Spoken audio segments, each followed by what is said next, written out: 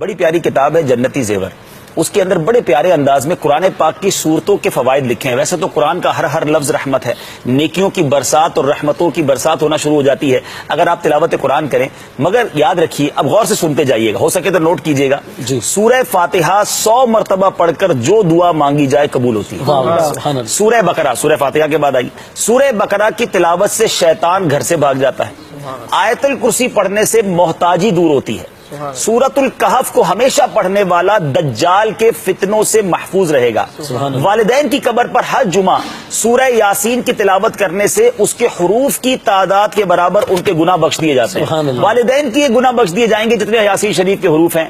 سورہ الدخان پڑھنے سے مشکل دور ہوتی ہے، اور جو قریب المرگ ہو یعنی آخری وقت کسی کا چل رہا ہو، سورہ الجاثیہ کا دم کرنے سے اس کا خاتمہ بالخیر ہو۔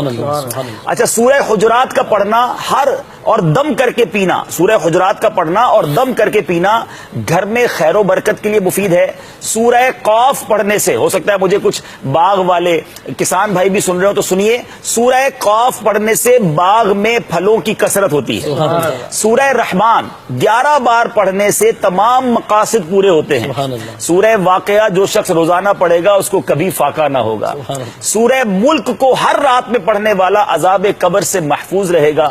سورہ مزمل کو 11 بار پڑھنے سے ہر مشکل آسان ہو جاتی ہے۔ سورہ المدثر کو پڑھ کر حفظ قرآن کی دعا مانگنے سے قرآن کریم کا یاد کرنا آسان ہو جاتا ہے۔ اب جو حافظ ہو رہے ہیں یہ سورہ مدثر کو پڑھ کر حفظ قرآن کی دعا مانگے تو انشاءاللہ قرآن پاک پڑھنا آسان ہو جائے، یاد کرنا آسان ہو جائے گا۔ سورہ النازعات پڑھنے سے جاں کنی کی تکلیف نہیں ہوگی۔ سورہ الضحیٰ پڑھنے سے بھاگا ہوا آدمی واپس آ جائے گا۔ سورہ علم نشرہ کو جس مال پر پڑھ دیا جائے اس میں خوب برکت ہوگی۔ اچھا، سورہ التین جو ہے 3 مرتبہ پڑھنے سے اخلاق و کردار بہترین ہوتے ہیں۔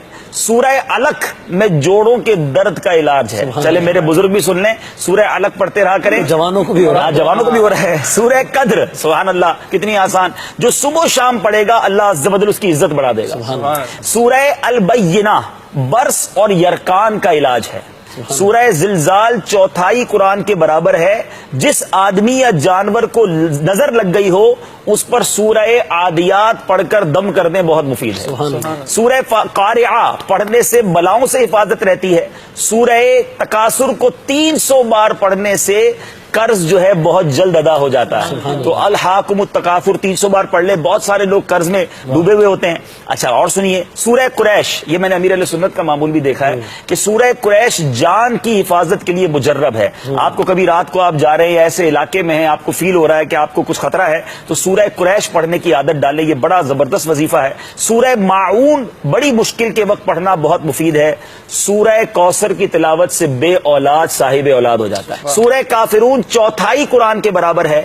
سورہ اخلاص 1/3 قرآن کے برابر ہے اور اس کے بہت سے فضائل ہیں، اور سورہ فلق اور سورہ ناس سے جن و شیطان اور حاسدوں کے شر سے حفاظت رہتی ہے پورے قرآن کے۔ اچھا، اب میں آخری ایک اور بات بتا دیتا ہوں، اور بھی کوئی مشکل ہے نا، بڑا آسان وظیفہ آپ ابھی کر سکتے ہیں۔ وہ کیا ہے کہ پہلے قرآن پاک کے 14، یاد رکھیے فقہ حنفی کے مطابق ہمارے حنفی فقہ میں 14 آیات سجدہ ہے، تو آیات سجدہ 14 کی 14 ایک ہی مجلس میں اگر کوئی پڑھے اور پھر 14 سجدے کرے اور جو اللہ سے دعا مانگے جس مشکل میں ہے، اللہ کے کرم سے وہ دعا جو ہے قبول ہوتی ہے اور مشکل دور ہو جاتی ہے۔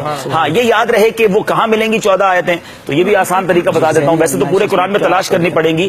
امیر علیہ سنت کا بڑا پیارا رسالہ ہے تلاوت کی فضیلت، یہ آپ ڈاؤن لوڈ کر لیں مدنی چینل کی ویب سائٹ سے، یہ میرے پاس تو موجود ہے۔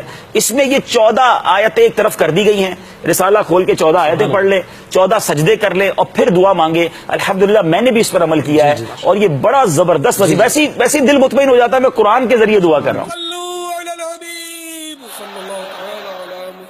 مجھے اپنی اور ساری دنیا کے لوگوں کی اصلاح کی کوشش کرنی ہے انشاءاللہ۔